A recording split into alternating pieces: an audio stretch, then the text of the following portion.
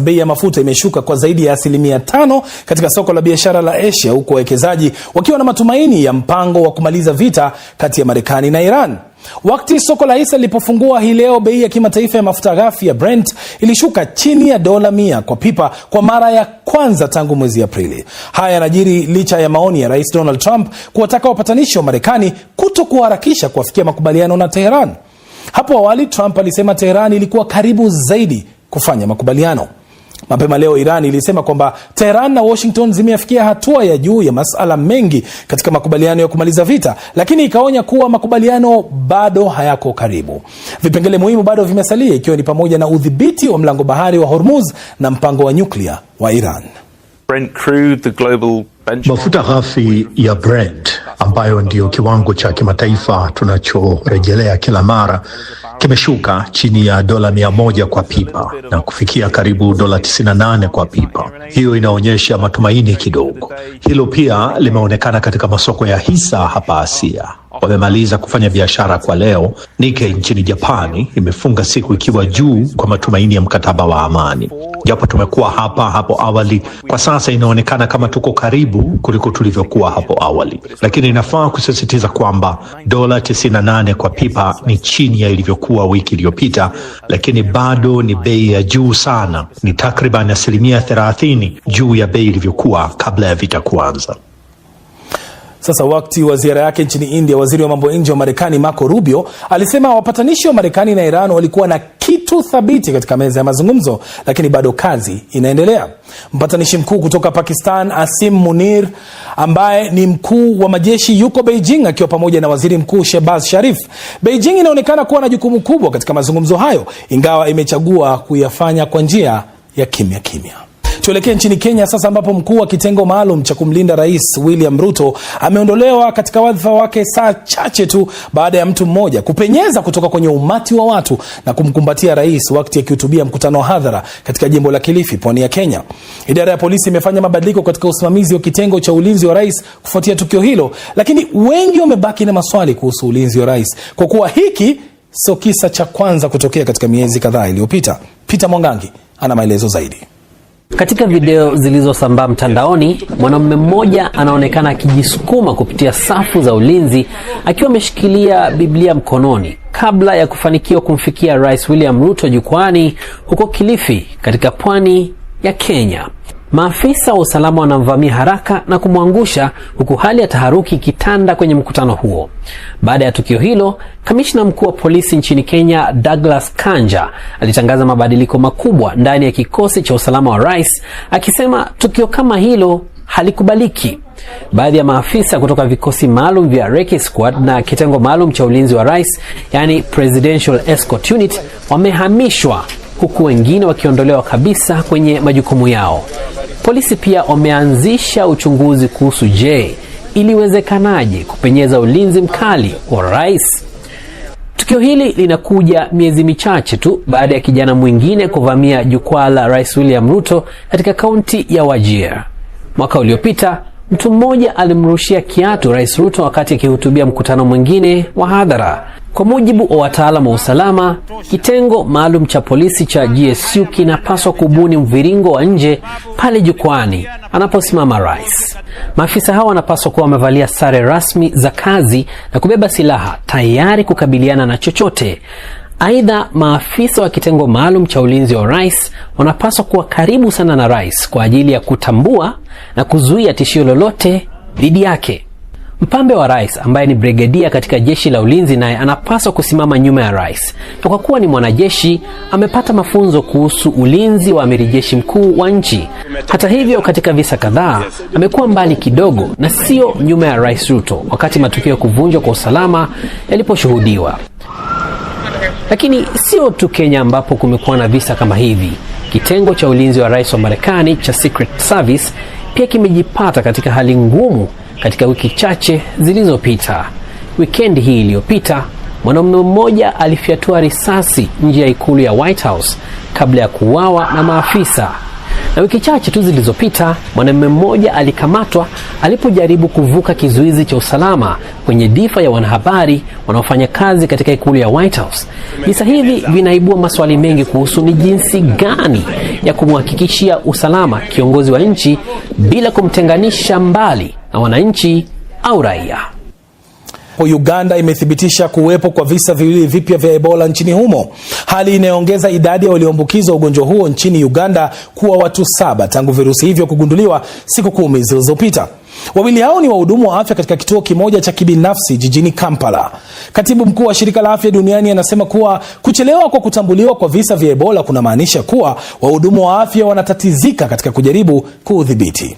DRC ina visa vingi zaidi katika mji wa Ituri, mashariki mwa nchi hiyo, huku idadi ya walioambukizwa ikiwa zaidi ya watu 900 na waliofariki wakifikia zaidi ya watu 220.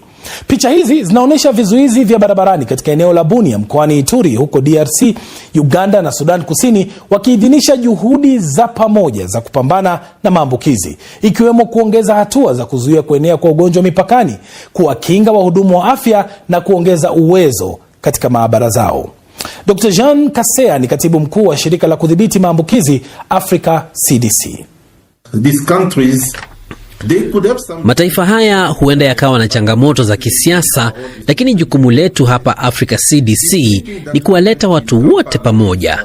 Katika mkutano jijini Kampala na mataifa haya matatu, kwanza tulikubaliana kufanya juhudi za pamoja za kuchangisha dola milioni 319.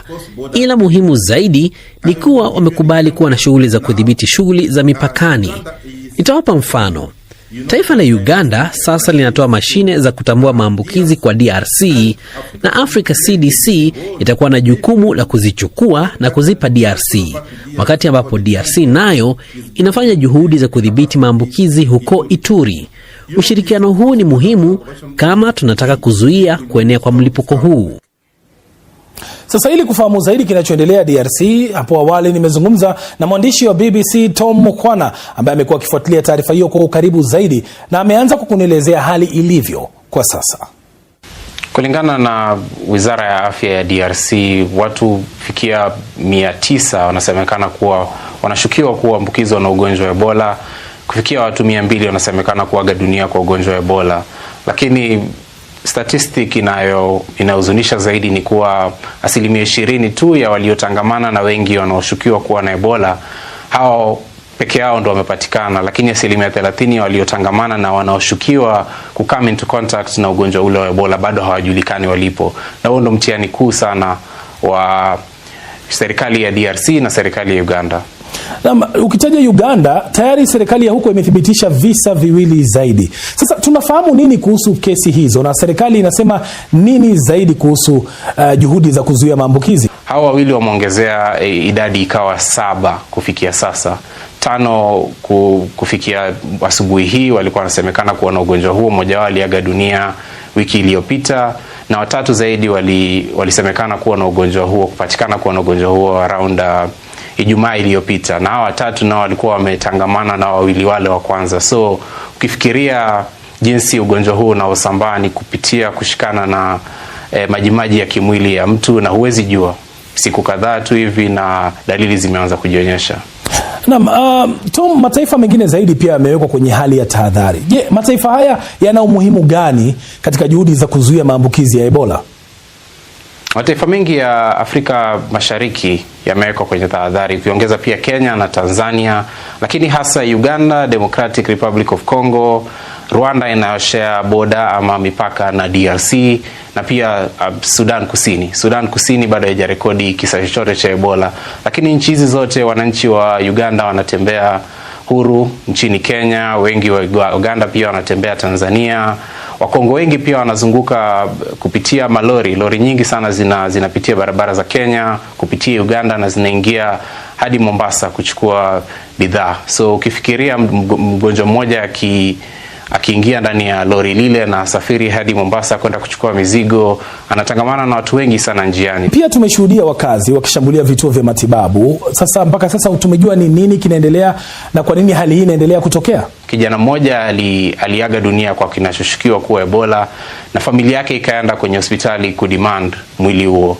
na kama unavyojua mtu akiaga kufuatia Ebola, kuzikwa kwake kunafanywa kwa mwongozo wa afya wa juu sana. So tahadhari huwa inatumwa na watu waliovaa nguo nyeupe, protective ukipenda kuziita, wanakuja wanazika mwili huo, lakini familia hiyo ilienda kudemand na pia wanakijiji wengi na wakaenda wakachoma hospitali ile, na visa vile kama hivyo vimetokea sana sana ni kwa sababu ya tetesi hii. So mtu akipatikana na dalili za Ebola anapelekwa kwa mganga na si hospitalini, pale penye anaweza tibiwa kulingana na mwongozo wa WHO. Tom, umezungumzia serikali ya DRC na kuhusu kile ambacho wanapaswa kufanya.